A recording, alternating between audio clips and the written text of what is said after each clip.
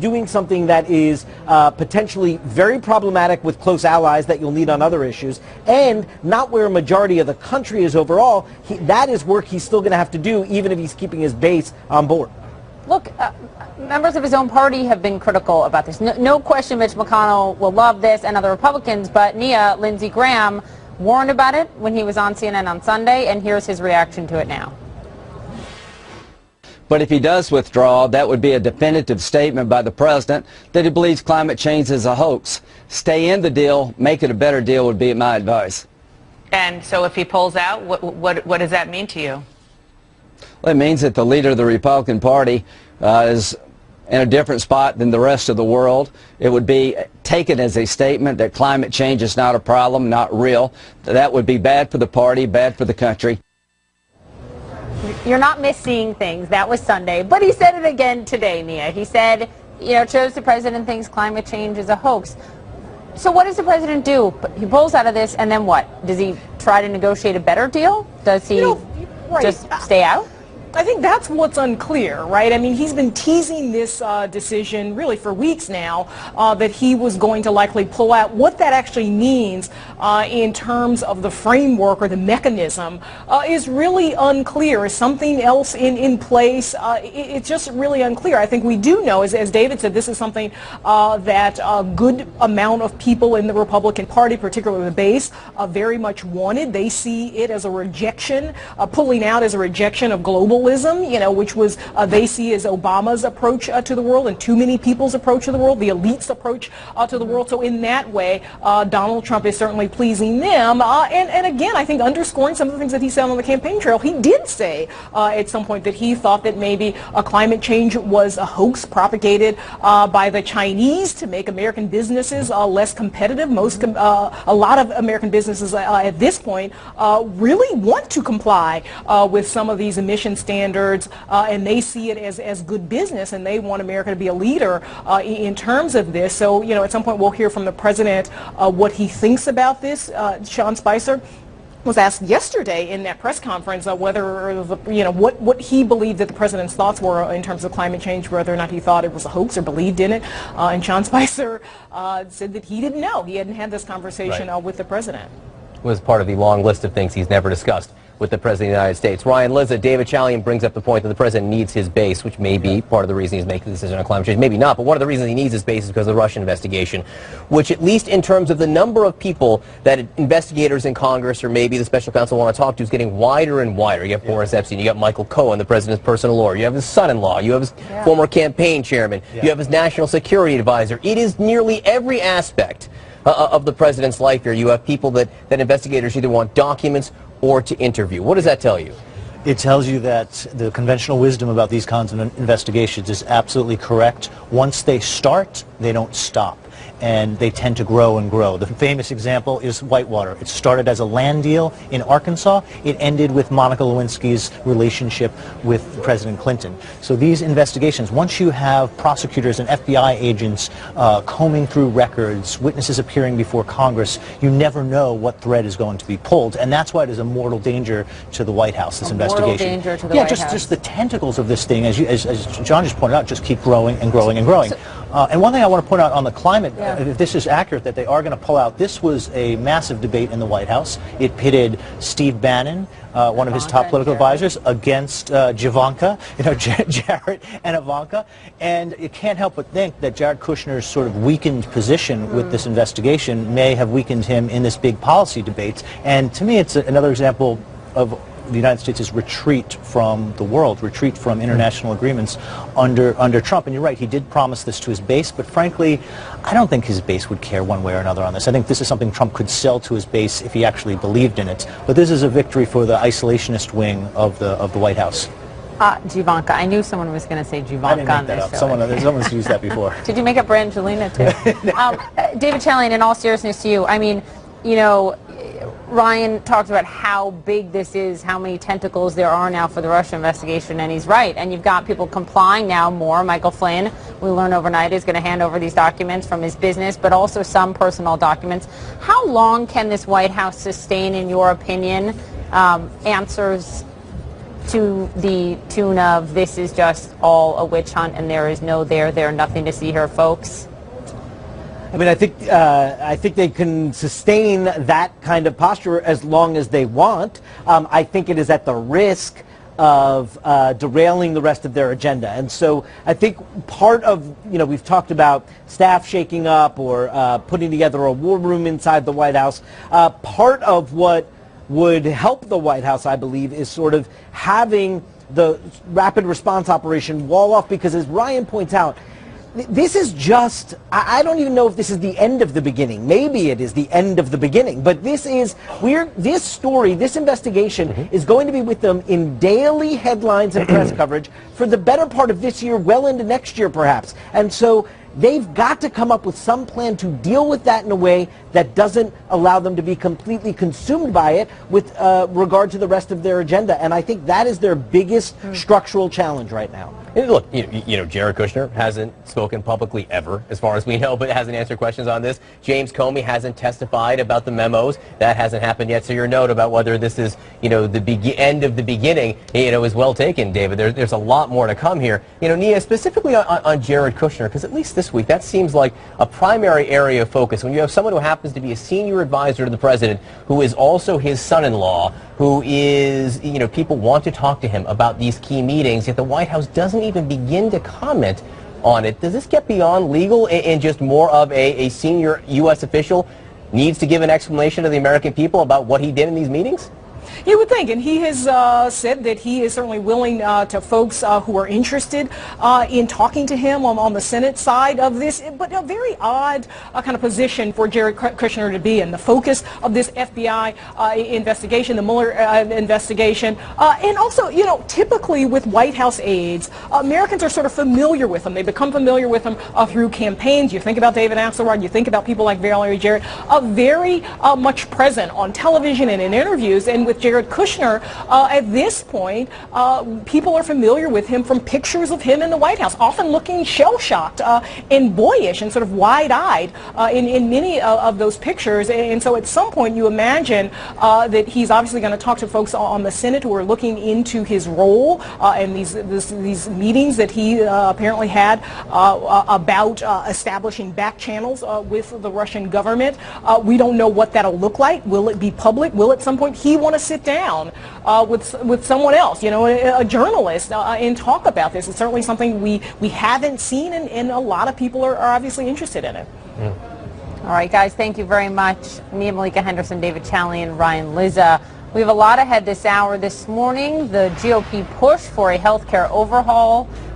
Do Americans want it? There's a fascinating new study out that brings that all into question.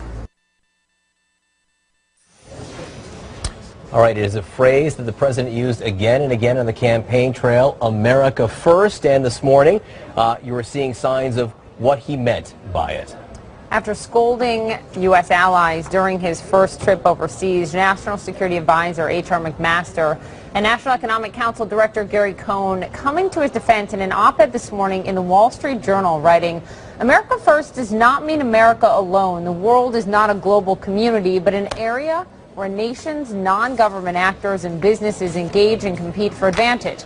We bring to this forum unmatched military, political, economic, cultural, and moral strength." Let's talk about that and a lot more. Joining us now is Democratic Representative Jerry Connolly, who serves on the Foreign Affairs Committee. It's nice to have you here. Thanks for joining us. Great to be with you this morning.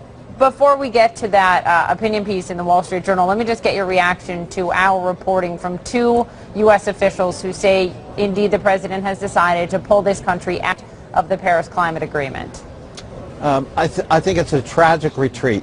You don't make America great again by retreating. And, consensus is one thing, but essentially we now stand with two countries, Nicaragua and Syria, in pulling out of the Paris Agreement. We have almost never had the kind of near universal scientific consensus and political consensus in the history of humanity on the issue of global warming and climate change. And for the United States to pull out jeopardizes relations in terms of our allies, confounds the world in terms of whether we're a faithful signatory to an agreement, and frankly, from a science point of view, is going to do a lot of damage in pretending climate change isn't real. And the consequences that follow from that are very real. We just had conservative commentator Matt Lewis on with us, who noted he doesn't think it's a good deal. The president thinks he can get a better deal. Do you think it's possible he can get a better deal for the United States? With whom would he negotiate? Our allies are absolutely apoplectic about this, win by the Neanderthal wing of the White House in turning their backs on science. Why would they want to sit down and negotiate a better deal? What is a better deal? A better deal, apparently, from their point of view, seems to be, let's deny that global warming is happening in the first place. Nobody is going to agree to that. So what about the assessment? There are different assessments about this agreement and what it would mean for U.S. jobs, but there is one that conservatives point to that our Christine Romans reported on earlier this morning that does say that the what is outlined in the Paris Climate Agreement would cost 6 million U.S. jobs. Again, that is one economist's perspective on this, but this is something the president ran on, and he ran, especially in states that rely on these energy jobs. He said this was going to happen all along, and the argument conservatives make is that there has to be a better deal that doesn't cost the United States so many jobs. Do you see any merit in that argument? I really don't. I think that's fake news at its very essence. What's fake news about that, Congressman? Well, promising to bring back, for example, coal jobs. He can't deliver on that. There's no market for it. The world is turning to alternative sources of energy on its own. Gas prices are low. Renewable energy has enormous promise in terms of job growth. We already have more jobs in wind power in America than we do in the coal industry. So what are they talking about? We're actually creating jobs as we try to embrace the concept of climate change in a positive way. And this just sets us back, for at least this 4-year period, and no good comes out of it. And that's a false promise if there ever was one. Can I shift gears with you, Congressman, and talk to you in your role as a member of the House Foreign Relations Committee, and talk to you about Thomas Ricks, who's just a terrific reporter and writer about military and foreign policy issues. He is someone that General McMaster actually talked to before accepting the National Security Advisor role in the White House, and Thomas Ricks was originally supportive, saying it would help to have someone of General McMaster's caliber inside. Now Thomas Ricks is saying he doesn't think he should stay there. Let me read you what he wrote. He said, "I no longer believe in the adults in the room theory of containing President Trump. I worry that having people like McMaster around Trump simply enables Trump, so I think McMaster should step down, not just for his own good, but for the good of the country." How do you feel about that? I read that piece, and I have read, I think, all of Thomas Ricks' books, and he's a very respected journalist when it comes to the military, the American military. I have to take that piece very seriously. I do think people like McMaster's are risking their solid reputation for integrity and credibility every day they stay in this White House, because this president is an unstable force who is more than willing to pull the rug out from underneath you, calling into question your integrity. And I think that's a real problem. I think that's what Ricks is getting at. He's getting at two things. Aside from what it does to McMaster's own reputation, he also says here an important part of this is that he says it's actually better for the country not to have sort of the protective shield of someone with a lot of credibility like McMaster around him. That gives the president a little bit more leverage and credibility when dealing with our allies and adversaries. Do you agree with Rick's assessment that it's better for the country as a whole if McMaster and some of those others were to leave? I think that would suggest a level of cynicism I don't subscribe to. Remember how McMaster's got there. He was replacing a far worse alternative, and that was General Michael Plen, who apparently was colluding with the Russians and lying about it. So I think we needed a McMaster's. I'm glad he's there, and I certainly don't want to see people of integrity with great experience and, I hope, sound judgment leaving the administration, so that people of questionable character and judgment like Michael Flynn replace them. Michael Flynn apparently lied about his conversations with the Russians to Michael Pence. Whether or not it was collusion, that's a discussion for many, many future shows. Congressman Jerry Connolly of Virginia, thank you so much. We really do appreciate your time. My pleasure. Thank you for having me. All right, President Trump, he promised to repeal and replace Obamacare. The problem is a new poll says that most Americans think that the Republican health care plan as it stands right now will leave them worse off. So, Andre, these numbers, not good for the GOP bill. How much political capital is it worth Republicans in Congress risking on at least this House version?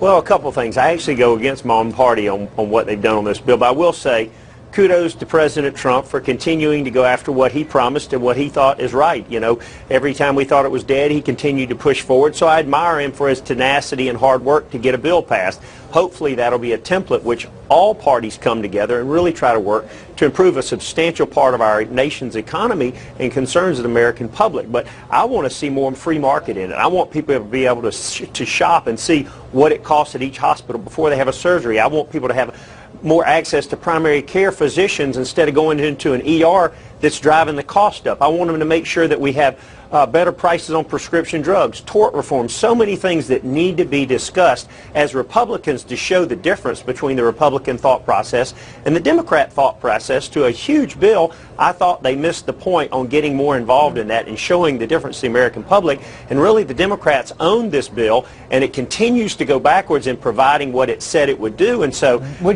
Democrats really should be pushing the Republicans to get a... I'm sorry, what's that, John? Well, Democrats owned Obamacare. There's no question about that. They passed that without any Republican support. The Republicans have passed the AHCA without any Democratic support. This is their bill right now that's being discussed. Yeah, and according to the Kaiser poll, it's a bill where more people think it will make them worse off. That's the key here. More people think that the current plan will make them worse off than better off. 45% there. But Governor Granholm, on the other hand, these are similar numbers that you would have seen about Obamacare 3 or 4 years ago. Is this just a case of Americans do not like the health care options that they are being given? Well, certainly the Trump administration is accelerating and purposely so, the demise or the difficulties that Obamacare is facing. The IRS is not pursuing the requirement that people sign up. They're not pursuing the penalties. There's no advertising. We need to fix Obamacare. But here is what people are obviously responding to in that poll and at the town hall meetings that you're seeing across the country. Almost everybody has got some kind of pre-existing condition. The costs are going to go through the roof for them, and you're going to see 23 million people lose their health care coverage overall. The number that sticks out, I think, for most people is when they hear that if somebody is 64 years old and is making $26,000 a year. That's $14 an hour. So they're an elderly person, they're not yet eligible for Medicare, and they're making $26,000 a year, and their premium is going to be $13,000 to $16,000, half of their salary. That is outrageous, and that's what the CBO score demonstrated. Bottom line is there is a lot of political capital being lost on this, and you know what, you guys, there's going to be a huge amount of political capital lost on this Paris deal too. As a Democrat, that's something I suppose you should be cheering. But let me get your beat on this, because as John pointed out earlier in the show, Frank Bruni interviewed Michael Bloomberg for the New York Times in this op-ed, and here's part of what he writes that really stood out to us. Democrats are still searching for the right issues and words, and too many have visions of 2020 dancing in their heads. They'll step on each other and re-elect Donald Trump. Bloomberg, an independent, former mayor of New York City, went on to say there's a 55% chance that Trump gets re-elected. What do you make of that, Governor? I think he's pulling that out of the air. But I do think that Democrats have got to take Donald Trump seriously. And when Donald Trump says he's speaking for the forgotten American, we have to listen to that and make sure that he does not take that away from what is a Democratic issue and a Democratic value. But these policies that the Trump administration is putting out right now are exactly the kind of policies that hurt the average, everyday, forgotten American. And it's Democrats who have to point that out to people. We are fighting for real people. He is hurting them. Andre, you can respond to that, but also respond to the fact that the president, after we had been told that lawyers were going to vet his tweets and they were going to control the message coming from the White House, overnight he once again called the Russia investigation a witch hunt. Is this the kind of control that he needs going forward?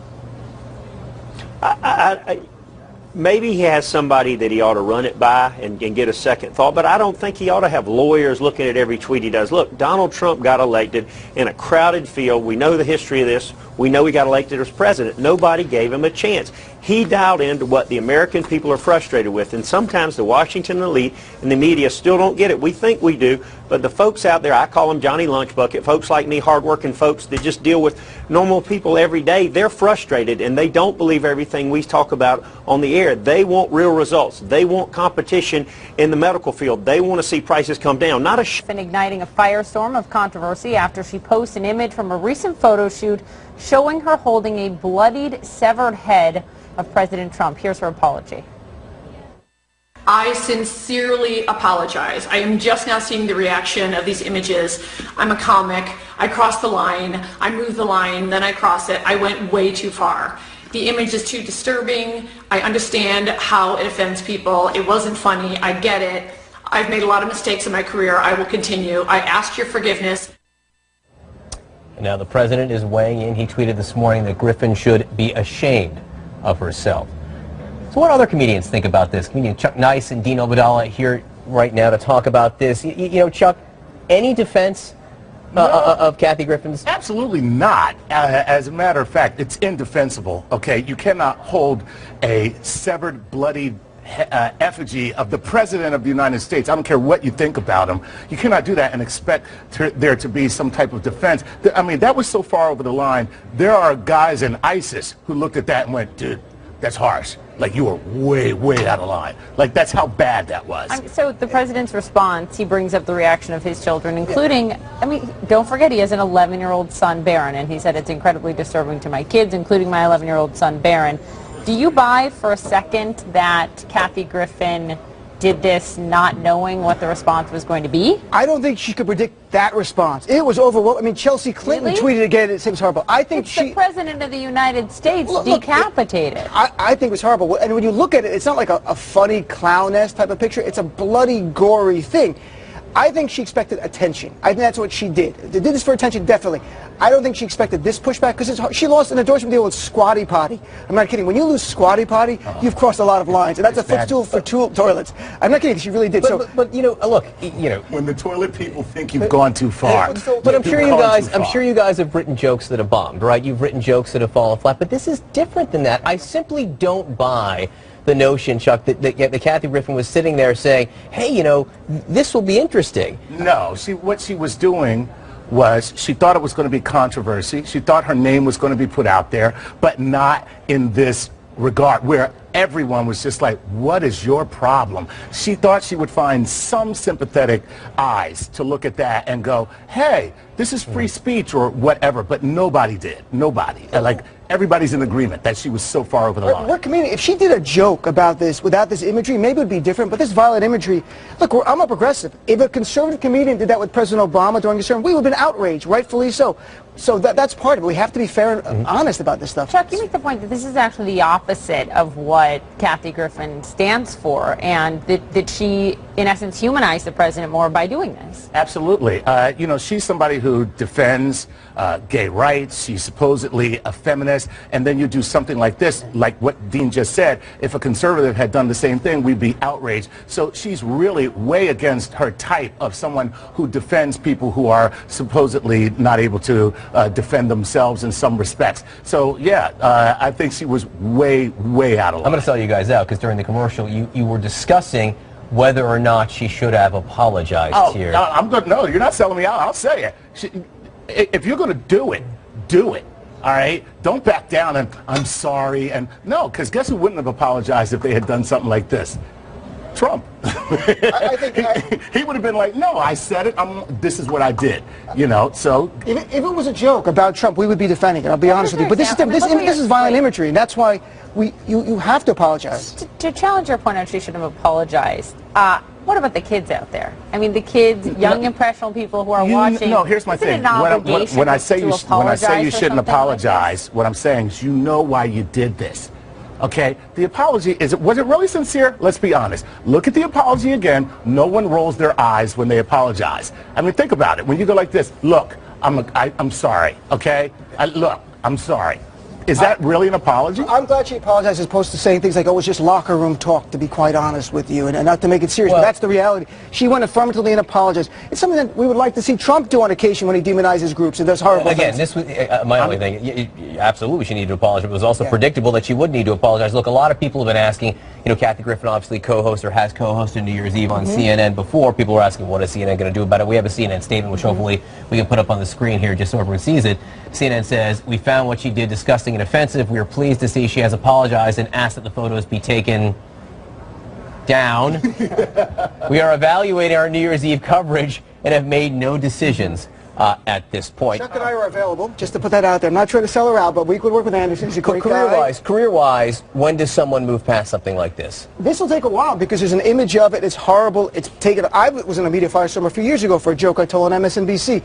I'm not famous like Kathy Griffin. It'll take her longer because she's famous. People will remember that much longer. Is this what she's remembered for? No, I mean, the way our news cycle works right now, come on, seriously. The person who's happiest about this right now is Tiger Woods. Okay, let's be honest.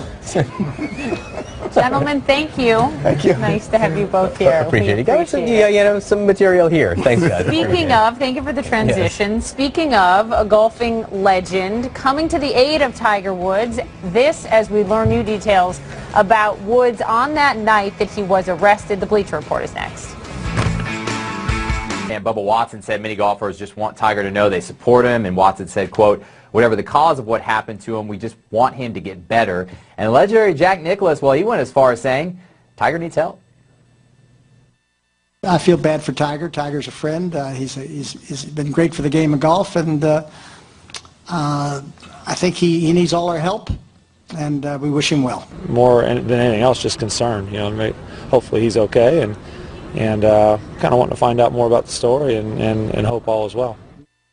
Police in Jupiter, Florida say Tiger's 2015 Mercedes had 2 flat tires and rim damage on the driver's side when they arrested him early Monday morning. There was also damage to the rear bumper. Now, according to the police report, Woods was found on the side of the road asleep with the engine running.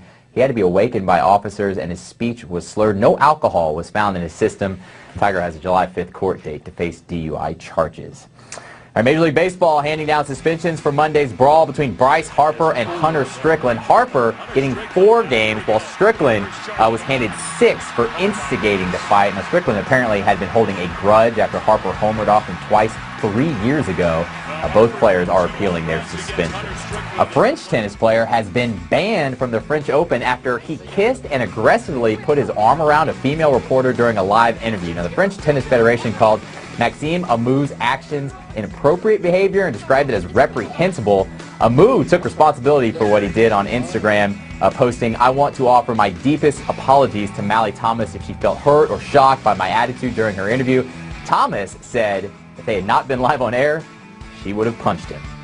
All right, and finally, a Predators fan is facing up to 6 years in prison for throwing a fish during Game 1 of the Stanley Cup Finals. Jacob Waddell smuggled in a catfish in his underwear into the arena in Pittsburgh. He then threw it on the ice, which is a tradition in Nashville. But Waddell is being charged in Pittsburgh with disorderly conduct, disrupting a meeting, and possessing instruments of a crime. And the instrument of crime is, of course, the catfish, guys. And Carrie Underwood's a big Predators fan. She called Waddell a hero because they were down 3-0 in the game. They scored 3 and ended up tying the game before losing. And meanwhile, lawyers in Tennessee, they're offering to help Waddell with those charges there he's facing in Pittsburgh. Now, I did not go to law school. Make America great again. Pulling out of the Paris Agreement would mean a campaign promise fulfilled, yes, but would also mark a major break from most of the world when it comes to dealing with climate change, and another major break from the Obama administration. So where do things stand right now? Let's get over to the White House. CNN's Joe Johns is at the White House following all of this. So, Joe, what are you hearing right now? Well, this has been a very hard-fought decision here at the White House, Kate, and there have been people all over the place on this issue, and we picked up information just last weekend that the president apparently had made this decision, though it wasn't confirmed through sources in a reportable fashion until today. And we also have to caution that, according to sources, the president could change his mind, and he's been known to do that even after issues get floated in public, sometimes by his communication shop. So there's that caveat. The way it breaks down here at the White House has been very complicated. Steve Bannon, one of the president's key advisors, very much wanted the president to pull out of the Paris Accord and fulfill the campaign promise that he made because the president had always argued it was bad for business. Ivanka Trump, the president's daughter, had encouraged the president to look very carefully at every angle. Jared Kushner, we're told, was neutral on the issue. The Secretary of State, Rex Tillerson, was one of the people who did not want the president to pull the United States out of the Paris Accord. So big question, of course, in the long term is how he does it, whether he does it slow or fast, and that could make a lot of difference to how other nations view it. Kate, back to you. Yeah, how he announces it, what method they decide to take, and what exactly the president is going to announce. But it is leaking out drip by drip right now, at least where the president is leaning at this hour at 11:02. Great to see you, Joe. Thank you very, very much. I really appreciate it. So, what is the impact if the president of the United States withdraws from the Paris climate deal? It's a big deal, and there's someone who knows a lot about it. CNN digital columnist John Sutter. You spent years writing and reporting about climate change. John, this is your moment, so you need to educate us. For those folks who kind of just know it as the Paris climate deal and maybe haven't jumped into it, what is in the agreement? So the Paris Agreement is really the guiding sort of North Star for the world on the issue of climate change. And it sets this one really specific goal, which is that we don't want warming to increase more than 2 degrees Celsius. And that sounds sort of wonky and abstract, but it basically means an end to the fossil fuel era sometime this century. So it's more of a goal and a promise to the world and a promise to future generations than an exact roadmap of how that happens. I've seen the Paris Agreement described as almost like a potluck dinner. So each country brings its own plan to the table for how it's going to reduce pollution, but they're all, all the parties to the agreement are saying it is our shared goal and shared purpose to limit warming below 2 degrees Celsius and avoid sort of the very most catastrophic impacts of climate change. Things like rising seas, drowned coastal cities, mass extinction in the animal world. It's serious stuff. So how binding is it? Because I've kind of heard from a lot of folks that it's not so binding, it's voluntary. It is a binding agreement in its whole, but the actual, those plans that all the countries brought forward, those are not legally binding. So there were a lot of people who were saying that the Trump administration really wouldn't have anything to lose by staying in this agreement. They could pursue whatever energy policies they wanted. On the one hand, stay part of the Paris Agreement, not meet the pledges that President Obama made as part of the Paris process, and that they wouldn't be slapped a fine, for example, because of that. It's sort of like a good faith agreement. It does have, particular measures for re-upping commitments over time, or at least reissuing them. It's basically trying to get all of these countries to work together towards ending the fossil fuel era slowly and over time. But it was palatable as an agreement to the global community, in part because it didn't have these fines and levies for people that backtracked on the agreement. A potluck dinner, and quite a big one. Great to see you, John. Thank you very much. I really appreciate it. We'll be leaning on you heavily as we continue to cover this. Let's discuss the politics of this, though, which are heavy and everywhere. CNN chief political correspondent Dana Bash is here, and CNN politics reporter and editor-at-large, of course, Chris Cillizza is here as well. So, guys, on this, Dana, Joe Johns, he said it really well. They've kind of been all over the place on this when you look at the White House. I mean, there has been a whole lot of lead-up to this decision, warring factions within the White House on the agreement, even leaks of the factions are meeting to discuss where they stand on the agreement for weeks. What do you think this came down to? If I were to guess, and I think this is an educated guess, it is the fact that at the end of the day, President Trump, my understanding from sources, asks one important question, which is, are we doing something that would make the people who sent me here happy? The base, the Trump supporters at their core. And at the end of the day, he tends to err on the side of, I want to make sure that we dance with the people who brought me here. And it is so true that this has been the most intense debate inside the White House up to date. Because, and it's obvious because it's been delayed so many times, and there have been very big differences. I mean, on the one hand, you do have those who, never mind the issue of climate change, just opposed to the idea of the U.S. being involved in such an international agreement those who want to look inward and don't want to be tied up with other countries like that, and that could affect this country economically. And on the other side, you of course have people like his daughter, Ivanka Trump, who has been kind of, particularly before her father ran for president, and even at the beginning of the administration and the transition, very open about the fact that she wanted to help push her father towards the more climate change position, the position that would have kept him in the Paris Agreement. That didn't win out. Yeah, so Chris, I mean, when it comes down to it, does that mean the Ivanka Trump, the Gary Cohn, the Rex Tillerson, the James Mattis of the White House, they lost? Yes, candidly, but I think a lot of this, Kate, has to do with the fact that, Donald Trump listens to people, but then he just does what he wants to do at the end of the day. I mean, he takes in opinions, but I do think Dana's point is the most important one. He wants to make sure the people who got him elected are the people that he is thinking about first. Remember that image that we have of Steve Bannon's office in the White House, right? That whiteboard with all the campaign promises, and there are a lot of them, that Donald Trump made, and Steve Bannon crossing off the ones that he had accomplished, believing, the theory of the case being, well, in 4 years, if we can say we said we would do these things and we did them, that enough people will say Donald Trump affected change, I'm going to be for him. Well, assuming the reporting on this is right, well, I know the reporting on this is right, assuming Donald Trump doesn't change his mind, which is always possible, this is another thing that Steve Bannon can cross off that list, and that appears to be the sort of defining final decision-making thing that Donald Trump latches onto. And I think you've seen that in a number of things. TPP, talk about building the wall, the Keystone Pipeline. A lot of these major decisions where he's had,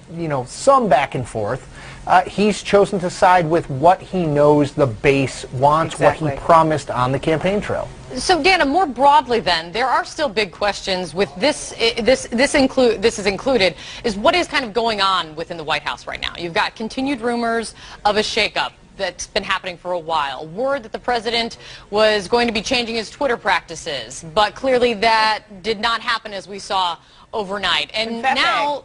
I was going to say Kofifi. We can fight that later. And now less on-camera briefings from the White House. More cabinet officials are going to be coming out to act as spokespeople. What does this all add up to mean? That the people around Donald Trump are trying. Donald Trump understands that there are problems, big problems in the fact that they have been in a defensive crouch for the past month or two, really since the sort of blip of what they certainly called success, which is the Obamacare repeal passing the House, and some other international stories. For the most part, they've been in that defensive crouch because of the steady stream of stories coming out about Russia and the involvement, and frankly the fact that they haven't been forthcoming, and it's made it worse. So this is certainly there's an attempt to try to turn the ship. Look, you got to feel for these people who work in the White House, who understand what it takes to do it, but they're undermined when they have a president who has this impulse to tweet, whether it is something that is unintelligible. Obviously, it looked like he was trying to say coverage, but unintelligible at midnight. I mean, it just kind of goes to show, I think that is the ultimate illustration of how difficult it is for people in the White House, war room or not. Yeah, I mean, and when you hear that line, I mean, well, first, Chris, is it Kofifi or Kofefe? I mean, whose team are you on? I'm more of a Kofifi guy. I feel like I can't decide if that's elitist or not. But I mean, I can't. I'll figure that one out later. Hadn't thought of that. I'm kidding. I'm kidding. You write about this kind of hysteria that this tells you everything you need to know about Donald Trump. Yeah. Please, my friend, what exactly is that? Dana touched on it, and I'll just make the point more broadly, which is that the President of the United States shouldn't be tweeting at 12:06 a.m. and then back up at 5 a.m. or 6 a.m. tweeting again. This is someone who has grown increasingly isolated in the White House. So I think he was isolated from the start. Remember, Donald Trump, basically, his inner circle has always been his family. Well, his two sons are theoretically walled off from him because of conflict of interest concerns. Ivanka and Jared Kushner, his son-in-law, are members of the White House, but also are, establishing themselves in Washington. They have 3 young children. Melania Trump and Barron, his son, do not live in Washington at the moment, though they are moving. So he's always been someone who's isolated, but he's even more isolated now. What does he do? I always return to that New York Times piece by Maggie Haberman and Glenn Thrush a few months ago. The image of Donald Trump in his bathrobe sort of puttering around his house, the White House, watching television and tweeting. Now, that's not dissimilar to the Chris Cillizza nightly plan, but I'm not the President of the United States. You don't need that information, Chris. That's a good point. TMI there. But the point is, this is the President of the United States. Dana's right. There are members of his staff who absolutely have told him, you should not tweet as much. You should put the phone down. Don't tweet every time you see something on cable you like or don't like. He doesn't listen. That's why all this talk about a staff shakeup. The problem with the White House right now has a name, Donald John Trump. It's not Sean Spicer, it's not Reince Priebus, it's not Steve Bannon. Those are all people around him. He is the central player here, and he doesn't want to change. And that's why, while it is an unsatisfactory answer when it comes from the White House briefing room, the tweet speaks for itself is about as much all they can say. Sean Spicer can say most of the time when you think about all of this in context. Great to see you guys. Now I've got an image of Chris Cillizza in his bathrobe. We can't unsee that, Chris. You can't unsee it, but at least you were here with me, Dana. That's all I have to say. Thanks, guys. New reports that President Trump is giving world leaders his personal cell phone number, which could be a major security breach or a security risk at the very least. Former CIA operative joining me to discuss. Plus, a very awkward moment at the State Department. What stumped the State Department spokesman? What actually happened here? Got some insight. How he reacted, what the question was, what it means. We'll discuss that in a little bit. And breaking news, a man has been arrested inside the Trump International Hotel in Washington with 2 guns, 90 rounds of ammunition, this according to authorities. And we're getting word he may have been discussing, may have been plotting something of an assassination.